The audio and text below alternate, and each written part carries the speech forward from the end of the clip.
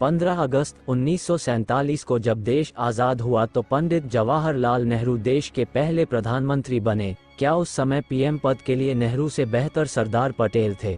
अक्सर यह सवाल उठाया जाता है कि सरदार पटेल अगर देश के पहले प्रधानमंत्री होते तो आज देश की स्थिति कुछ और होती।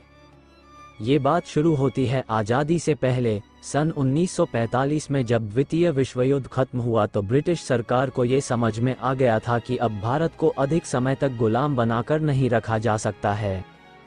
वहीं आज़ादी के लिए आंदोलन में जुटे स्वतंत्रता संग्राम के नेता भी इस बात को समझ रहे थे कि अब लड़ाई बिल्कुल अंतिम चरण में ही है। ऐसे में ब्रिटिश हुकूमत ने 1946 में कैबिनेट मिशन का प्लान बनाया।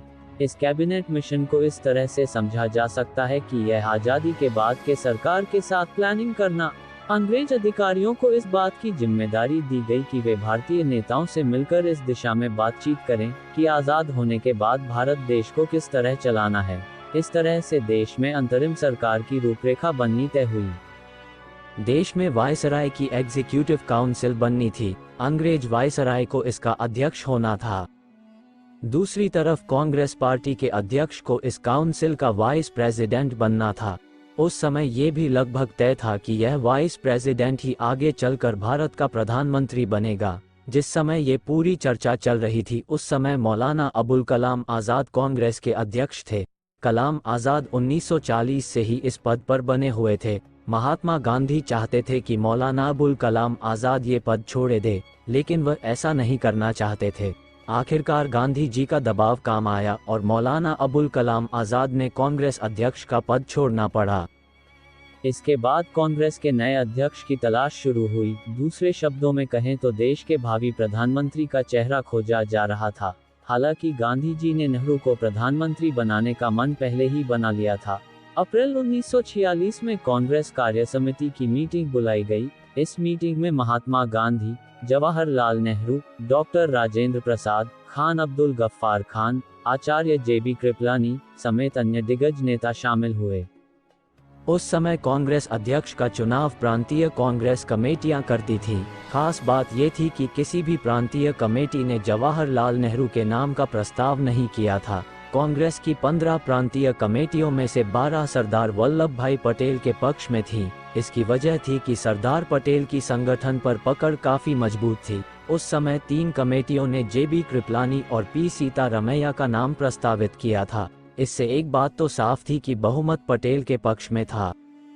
हालांकि उस समय तक एक बात तो साफ हो चुकी थी कि महात्मा गांधी प्रधानमंत्री पद पर जवाहरलाल नेहरू को देखना चाहते थे। महात्मा गांधी ने जब मौलाना अबुल कलाम आज़ाद को कांग्रेस अध्यक्ष का पद छोड़ने को कहा था उस समय भी यह बात कही थी कि कांग्रेस की बैठक से पहले महात्मा गांधी ने मौलाना को पत्र में लिखा था, अगर मुझसे पूछा जाए तो मैं जवाहरलाल को ही प्राथमिकता दूंगा। मेरे पास इसकी कई वजहें हैं, अभी उसकी चर्चा क्यों की जाए। महात्मा गांधी के इस रुख के बावजूद नेहरू के नाम पर सहमति नहीं बनी। अंत में जेबी कृपलानी को ये कहना पड़ा कि मैं बापू की भावनाओं का सम्मान करते हुए जवाहरलाल नेहरू के नाम का प्रस्ताव करता हूँ।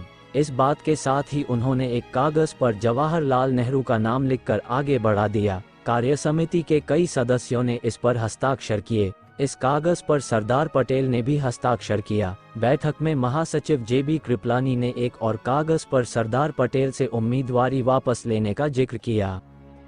बैठक में जेबी कृपलानी ने सरदार पटेल से स्पष्ट रूप से कह दिया कि वह अपनी उम्मीदवारी वापस लें और जवाहरलाल नेहरू को कांग्रेस अध्यक्ष बनने दें। अंतिम फैसला महात्मा गांधी पर छोड़ दिया गया।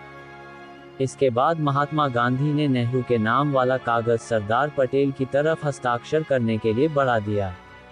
महात्मा गांधी के निर्णय का सम्मान करते हुए सरदार पटेल ने अपनी उम्मीदवारी वापस ले ली और हस्ताक्षर कर दिए। फिर 1947 में प्रधानमंत्री बने नेहरू। 1947 से 1964 तक 17 वर्षों तक प्रधानमंत्री के रूप में कार्य किया। उन्हें आधुनिक भारत के संस्थापकों में से एक माना जाता है क्योंकि उन्होंने देश को औद्योगिक और तकनीकी विकास के युग में लाने में मदद की थी।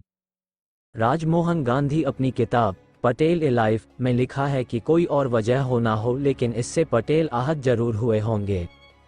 राजमोहन गांधी महात्मा गांधी के पोते थे। दरअसल महात्मा गांधी को लगता था कि पंडित नेहरू के चुने जाने के बाद भी देश को सरदार पटेल की सेवाएं मिलती रहेंगी, जबकि पटेल के प्रधानमंत्री बनने के बाद से नेहरू उनके नेतृत्व में काम नहीं करेंगे। हालांकि सरदार पटेल भी इस बात को मानते थे कि जवाहरलाल नेहरू लोकप्रियता के मामले में उनसे कहीं आगे थे।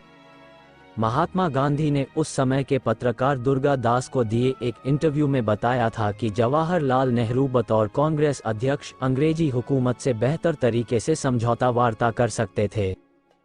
गांधी जी को लगता था कि नेहरू अंतर्राष्ट्रीय मामलों में भारत का प्रतिनिधित्व सरदार पटेल से बेहतर तरीके से कर पाएंगे। इस तरह से नेहरू के प्रधानमंत्री बनने की राह महात्मा गांधी की वजह से खुली थी। आज़ादी के बाद 15 अगस्त 1947 को सरदार पटेल को उप प्रधानमंत्री बनाया गया। पटेल के पास आज़ाद भारत के गृह मंत्रालय का भी जिम्मा दिया गया। उनके पास सूचना और प्रसारण मंत्रालय का भी प्रभार था। पटेल की 15 दिसंबर 1950 को बॉम्बे के बिरला हाउस में मृत्यु हो गई। वीडियो को लाइक और चैनल को सब्सक्राइब जरूर करें। Thank you.